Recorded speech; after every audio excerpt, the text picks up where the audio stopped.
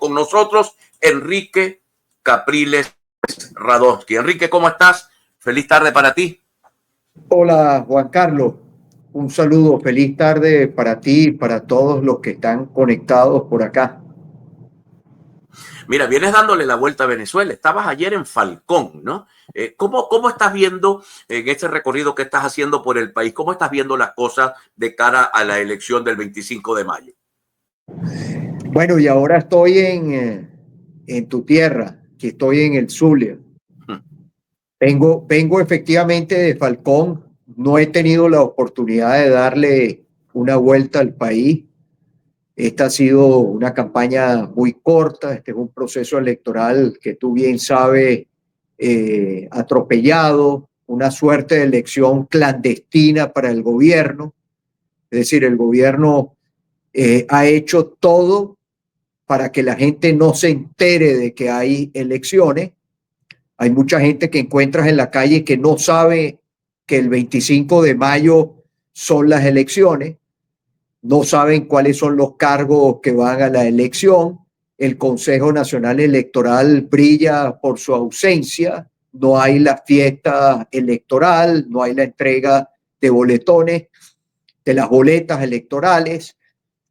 Pero a pesar de todo eso, de todo lo que es las dificultades y lo contracorriente y lo impopular de este proceso, hay que expresarse, Juan Carlos. Hay que hacer sentir la voz del país que quiere que esto cambie, no dejar que la voz de los venezolanos se apague, que es lo que quiere Maduro y quienes están en el poder.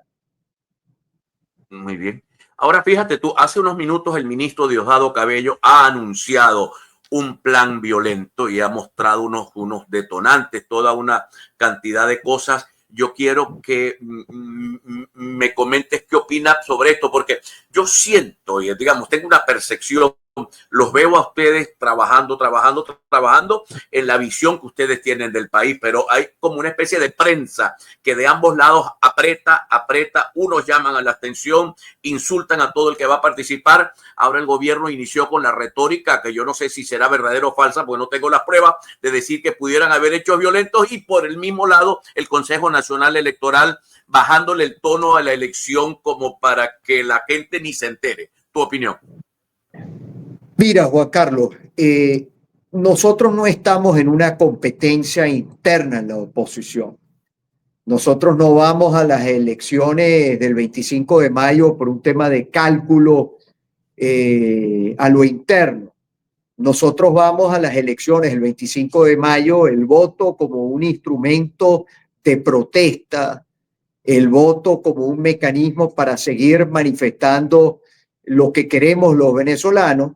Nosotros sabemos muy bien lo que pasó el año pasado, eso lo sabe, hasta las piedras saben que Edmundo González ganó las elecciones del 28 de julio del 2024.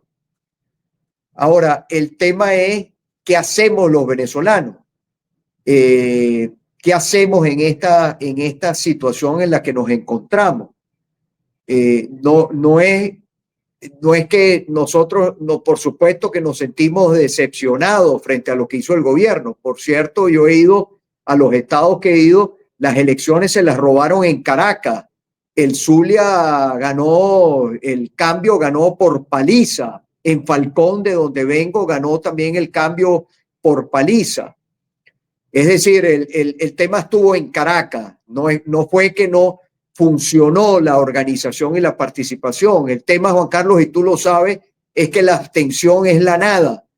Y esto que me pregunta sobre Diosdado Cabello, yo no tuve la oportunidad de escuchar sus declaraciones, pero más o menos uno se pone a imaginar cuál fue el planteamiento y es obvio que todo apunta a meter el miedo, sembrar el terror, hacer que el que quería ir a votar, que ahora se ponga a dudar.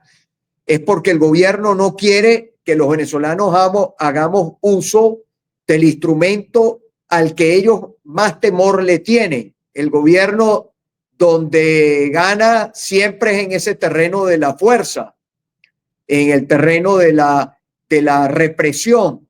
el terreno al que el gobierno más le tiene temor es al terreno del voto, porque el voto es una manera de pacífica de protestar, de expresar el descontento.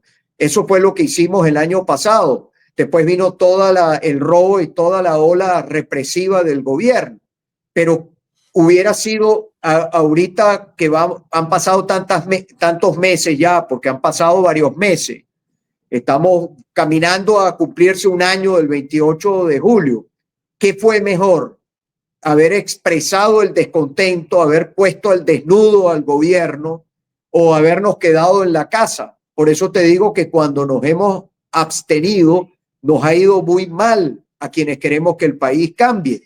Y en el Zulia yo creo que hay conciencia de lo que significaría volver a los tiempos de Prieto, los tiempos más oscuros que ha vivido este estado en términos de la destrucción y la afectación para el pueblo zuliano. Yo creo que si hay un pueblo en el país absolutamente consciente, además defensor de su región, es precisamente el pueblo zuliano. Y yo espero que lo que los zulianos tienen en su corazón, lo que los zulianos saben, no se queden con eso en la casa, sino salgan a expresarlo votando el próximo 28 de julio por su gobernador, por quienes están aquí dirigiendo al estado Zulia y quienes hacen todos los días esfuerzos para que la región zuliana salga adelante, no para que el Zulia vuelva a los tiempos de Omar Prieto. Enrique, tengo un par de preguntas. Una te la hace Juan Mustiola de nuestra audiencia, la segunda la hace Alexander del Carmen Santiago. La primera es, pregúntale qué ofreció para que el gobierno lo habilitara o si después de las elecciones lo vuelven a inhabilitar. Alexander del Carmen Santiago te pregúntale qué garantías hay de que esta elección, mi voto y el de los demás, se vaya a respetar. Adelante, Enrique. Mira, Juan Carlos, yo no ofrecí nada porque una cosa son los procesos de negociación que signifiquen soluciones para los venezolanos y otra cosa son las transacciones. Con mi habilitación, lo único que queda en evidencia, una vez más, es lo arbitrario que es el tema de la habilitación. Puedes estar habilitado hoy, mañana te inhabilitan. Y eso lo uno a la segunda pregunta. Garantías, los venezolanos no tenemos garantías de nada. Tú puedes hoy tener un emprendimiento, tienes un kiosco y mañana vienen y te lo quitan. El tema es cómo la voz de los venezolanos y cómo el voto, mientras esté allí, lo utilizamos como un instrumento de que la voz de cambio en este país no se apague. Yo no tengo vocación de diputado. Toda mi carrera ha sido, la primera vez que yo empecé desde el Congreso y esa fue mi única experiencia por el Parlamento, pero mi vocación es absolutamente ejecutiva. Lo que pasa, Juan Carlos, es que yo creo que en el próximo Parlamento va a ser el epicentro de la política en el país y yo creo que era una posición muy cómoda porque todas las elecciones hay habilitados e inhabilitados, tarjetas inhabilitadas y tarjetas habilitadas, forma parte de las tropelías y las arbitrariedades que tenemos que lidiar los demócratas, porque yo soy demócrata, porque quiero que este país tenga un cambio democrático. Y bueno, creo que era una posición muy cómoda decirles a otros que asumieran la responsabilidad y yo estar esperando que viniese un momento menos complicado, porque este es un momento, esta es una decisión impopular, esto es una decisión contra la corriente. La mayor parte de los venezolanos estamos decepcionados frente a lo que pasó el año pasado. Teníamos una altísima expectativa de cambio político, de alternancia en el poder y no se dio. El tema es, dejamos esto así, esto se quedó así o persistimos en la búsqueda de ese cambio por el cual hemos luchado tanto. Yo creo que dejar que la voz del país que funda la desesperanza y después la resignación, que Venezuela sea otra Cuba, yo creo que eso no es lo que queremos los venezolanos. Y a los venezolanos, a pesar de estas circunstancias tan difíciles, nos toca seguir luchando. Estamos en Venezuela, nosotros no vivimos en otro país, vivimos aquí y aquí nos toca seguir luchando a los que estamos aquí.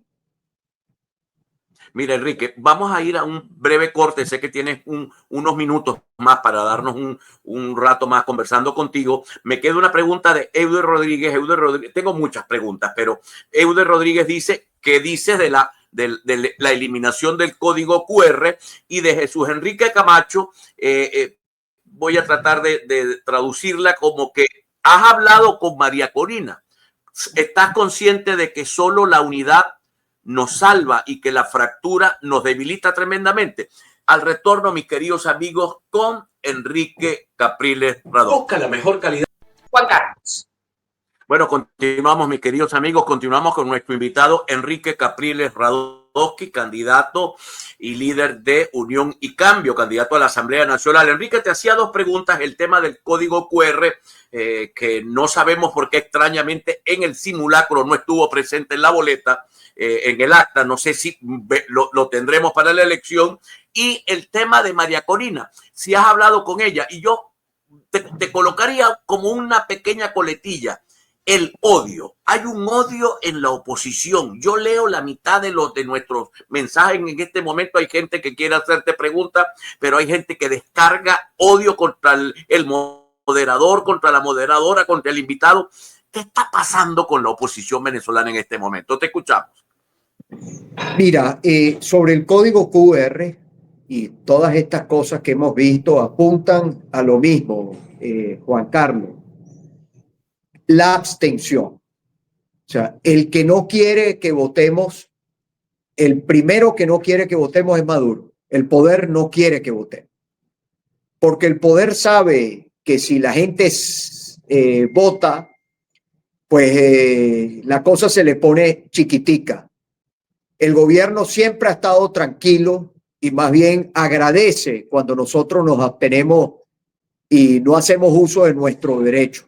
Así fue en el 2005, así fue en el 2018, así fue en el 2020.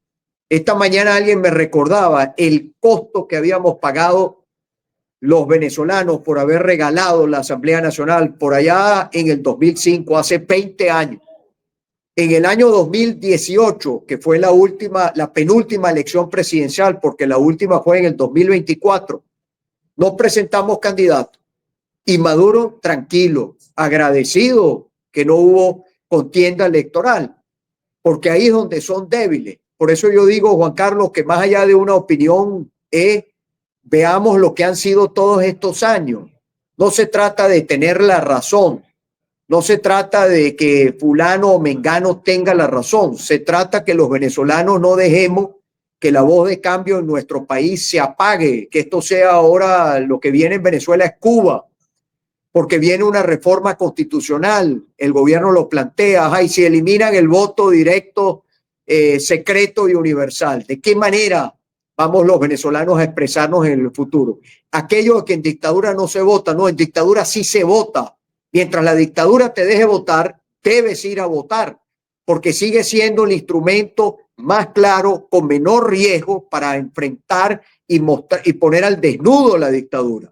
Para que la dictadura no esté tranquila, para que la dictadura tenga que tomarse el trabajo de tener que robarte, secuestrarte la soberanía popular. Entonces, aquello del código QR, eso fueron, por cierto, hoy cumpleaños Enrique Márquez, que está preso, Enrique Márquez y Roberto Picón, que eran los dos rectores, que bastante que los insultaron, les cayeron encima, etcétera, etcétera, porque no seguían la línea del gobierno interino, porque estaban en una línea de que el gobierno interino nos había metido al final a los venezolanos que queremos cambio en un callejón sin salida, que eso no iba para ningún lado. Y bueno, ellos asumieron la responsabilidad de ir al Consejo Nacional Electoral. Tú recuerdas cuando se nombró a Enrique Márquez y a Roberto Picón, probablemente los dos mejores rectores que hemos tenido el campo democrático en todos estos años en el CNE. Por algo lo sacaron del Consejo Nacional Electoral. Ellos fueron los que propusieron el tema del QR. Ahora, en el 2015, Juan Carlos, que ha sido otra de las victorias más importantes que hemos tenido en el sector democrático, que además cobramos. Después pasó lo que pasó con la Asamblea Nacional, pero esa victoria se pudo cobrar, no era con código QR. Entonces, estas son cosas que hace el gobierno para desmovilizar, desmotivar, y también hay que decirlo, Juan Carlos, a mí me resulta sorprendente que quienes no quieren votar están como más pendientes de cualquier cosa para tratar de elevar la desconfianza del proceso. Yo no voto porque confíe en el CNE, yo voto porque ese es mi derecho y es mi manera de yo expresarme. Cuando tú pagas los impuestos, tú no estás legitimando al gobierno, estás reconociendo al gobierno, tú estás pagando tus impuestos porque esa es tu obligación. Y ahí es donde yo creo que viene una manipulación que yo no entiendo, porque esto no es un problema de disputa del liderazgo dentro de la oposición. Participar no significa ir contra nadie a lo interno de la oposición. Participar es que la voz de este país que quiere cambio no se apague. Y allí cuando tú me hablas de la unidad, sí, la unidad es muy importante, pero la unidad tiene que ser en torno a algo. Unirse para la nada, unirse para quedarse de brazos cruzados, unirse para el silencio, no fue la razón por la cual se construyó la unidad. La unidad tenía 4 premisas fundamentales que están allí, que son las que cuando seguimos esas 4 premisas es que puede haber una unidad perfecta, que es la búsqueda del cambio político de manera pacífica, democrática, constitucional y electoral, Juan Carlos. Hay gente que hoy habla de la abstención, pero cuando la unidad acordó la participación, ellos planteaban la abstención. Nadie salió a insultarlos, descalificarlos, expulsarlos, etcétera. Era un error. Bueno, todo lo que se logró por ese sector fue porque se metieron en el campo de las elecciones. Y después, Juan Carlos, es obvio que aquí hay una campaña orquestada con muchísimo dinero detrás para que cuando haya una persona, tú, cualquier candidato, cualquier persona que está luchando a favor de que el país se movilice, que no se apague la voz de cambio, inmediatamente llueven los insultos. Mira, y aquí el que ha agarrado más de todos esos insultos y toda esa descalificación soy yo, Juan Carlos, quien se ha tenido que comer toda la campaña negativa, caricaturistas, periodistas del extranjero, oye, portales pagados, todo para descalificar por el único hecho de que queremos mantener viva la voz, que no queremos regalarle nada a Maduro, que sabemos que el silencio no va a significar una derrota para el gobierno. Pensar que quedarse en la casa va a significar una derrota para el gobierno, eso no es verdad. Con un voto, sin tener que hacer trampa, te ponen un gobernador, te ponen un diputado, te ponen un diputado regional. ¿Qué es peor para Maduro? Hacer trampa. ¿Qué es mejor para Maduro? Regalarle Enrique, todo, dejarle el campo libre. Tengo, hermano, 2 preguntas para ti. Una que tiene que ver con qué va a pasar el día después. Alguien me dijo acá, ¿y qué pasa si no reconocen el triunfo de Rosales? O si gana nuestro querido amigo, el candidato a gobernador del estado, Miranda. Si ganan ellos y no reconocen el triunfo, ¿qué va a pasar? Pero hay otro tema que subyace en un ataque a Enrique Capriles, que estabas hablando de ese tema, que es que no defendiste la elección en su momento cuando supuestamente le ganaste la elección a Maduro. Las personas te acusan de eso, pero el 29 de julio nadie tampoco llamó a la calle en Venezuela. O sea que alguien también se quedó tranquilo porque sabe lo que significa enviar a la gente a la calle frente a una gente que está bien dotada para reprimir incluso mucho más allá. Yo quiero que por favor me respondas ambas cosas. Mira, para poder llegar a ese escenario sobre tu primera pregunta hay que votar. Porque si no vota, se perdió el juego. Sin haber luchado. Es posible en Venezuela, a partir de lo que ocurrió el 28 de julio del año 2024, ¿será posible que el gobierno respete un resultado? Mira, Juan Carlos, nadie sabe eso. Lo que yo sí sé es que si tú votas, te movilizas y organizas, va a ser para el gobierno tener que robarse la elección. Siempre será peor, siempre. Quedar al desnudo y robarse 24 elecciones, Consejo Legislativo, Asamblea Nacional, bueno, de repente el gobierno quiere tomar ese camino. Ahora, ¿ese camino es peor para el gobierno? Yo creo que sí. ¿Cuál es el mejor camino para el gobierno? Que es el que quiere que la gente no salga a votar. Todo lo que ha hecho el gobierno, toda esta elección como clandestina, lo único que busca es que el voto opositor en este país no se exprese. Que vayan unos poquitos, porque al gobierno los niveles de participación, Juan Carlos, no le importan, porque esto no es una elección presidencial. El gobierno te dirá que en Canadá vota tanta gente, que en tal país vota el 15, 20, 25, 30%. Ese es el terreno que quiere el gobierno y yo no le voy a regalar mi voto a este gobierno, nunca se lo he regalado. Abstenerse es un error y yo no descalifico ni insulto a nadie por decirlo. Yo respeto a la gente, hay 1000 razones para no votar, pero yo creo que hay más razones para sí hacerlo.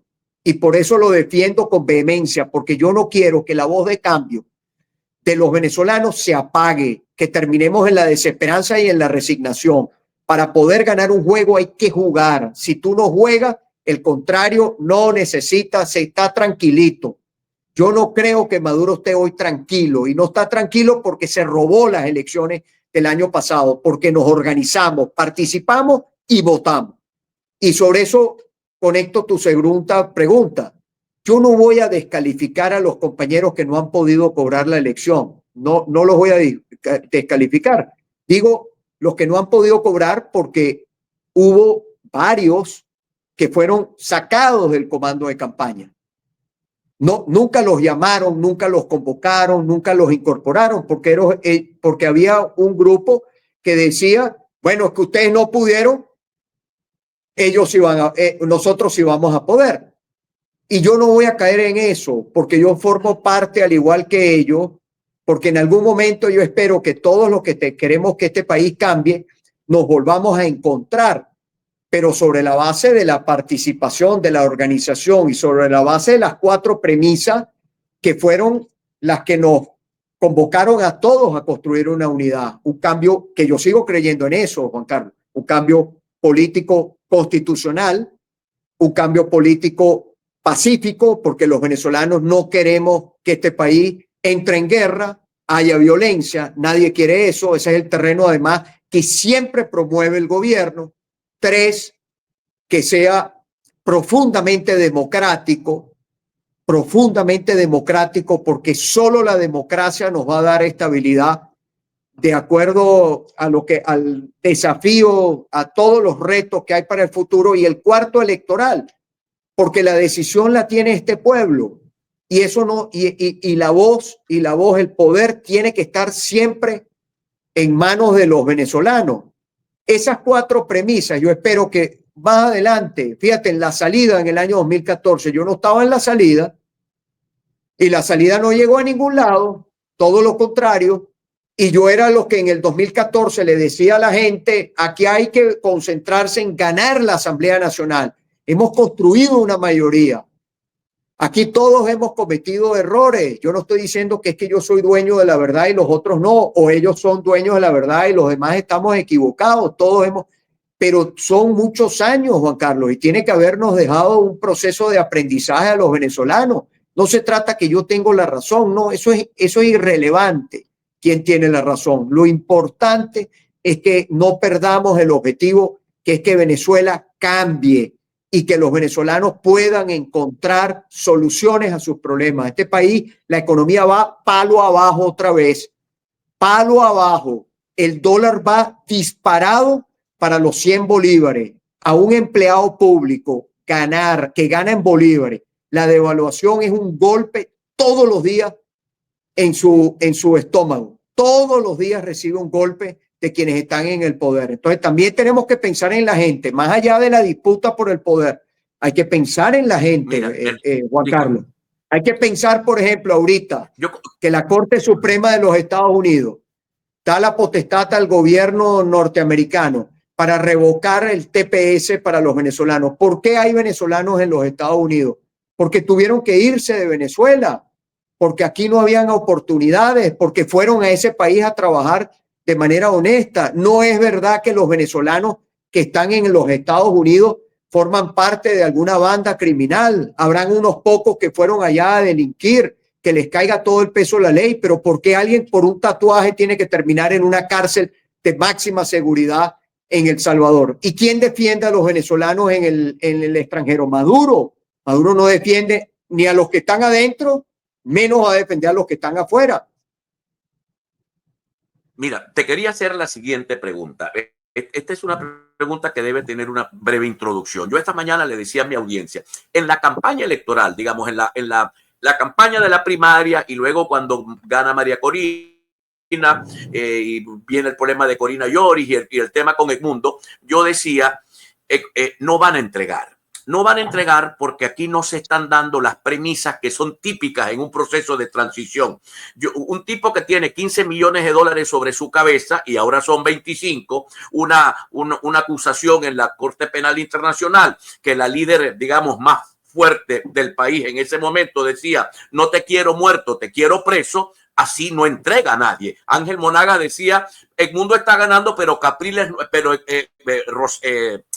Maduro no está perdiendo, porque la experiencia que tenemos, incluso en Venezuela con Wolfgang Larrazábal, la experiencia chilena con Patricio Aylwin, nos ha venido diciendo que o hay una negociación previa donde todo el mundo salga ganando, o la salida es por un movimiento violento, pero nunca electoral, sino plantea previamente un proceso que nos permita eso que te decía, que un juego, diría en teoría de juego, ganar, ganar. Quiero escuchar eso, jamás te he preguntado eso y creo que es bien prudente escuchártelo. Mira, Juan Carlos, no para, como dicen, quedarnos viendo por el retrovisor, porque tenemos que ver hacia adelante y ver cómo salimos de este juego trancado.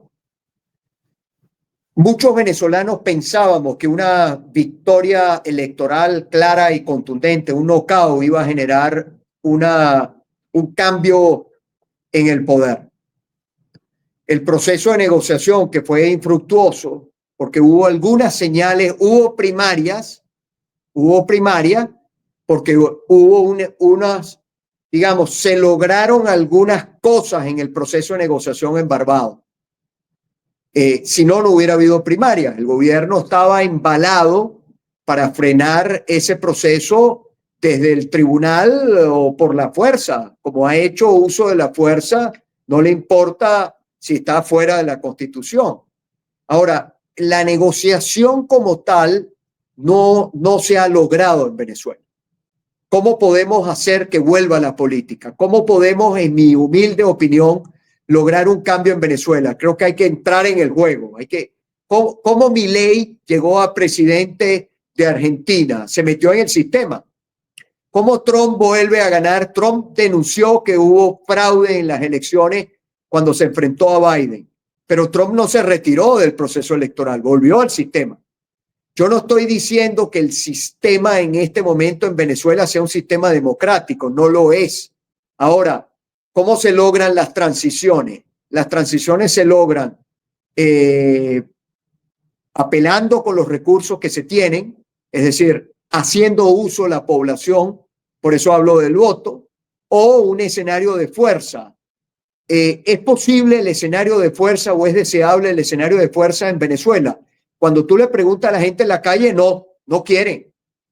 Habrá gente que en las redes sociales dirá cualquier cosa, Juan Carlos, pero lo que pasa es que yo no mido desde las redes sociales qué piensa la mayoría. Por eso es tan importante ir al encuentro de los venezolanos que están en Venezuela, porque al final los que vamos a votar el 25 de mayo somos los que estamos en Venezuela.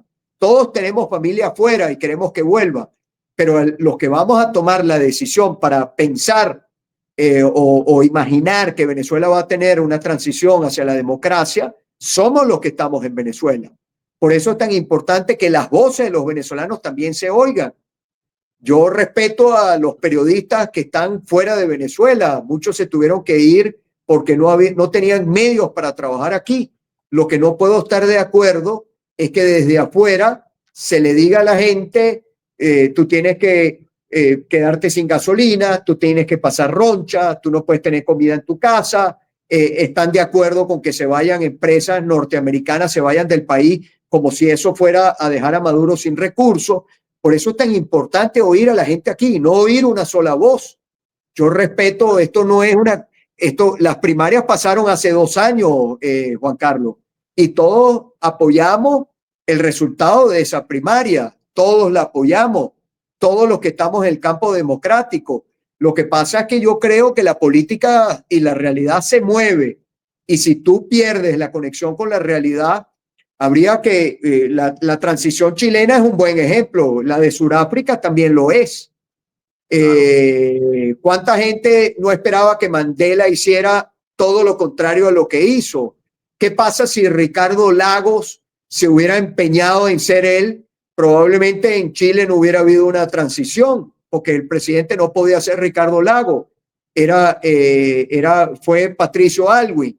O sea, yo creo que la historia te permite leer sin apasionamiento casos exitosos de procesos de transición. Y resulta que la mayor parte de las transiciones en el mundo, estudiado por una persona que no la puedes tildar de ser de un partido o de otro, que es John Magdaleno, que probablemente es el que más ha estudiado procesos de transición estando en Venezuela, que se ha dedicado a eso, ve cuántos han sido los casos de transiciones por la fuerza, cuántos han sido haciendo uso, utilizando la democracia, o sea, instrumentos de la democracia, y ahí vas a tener la conclusión.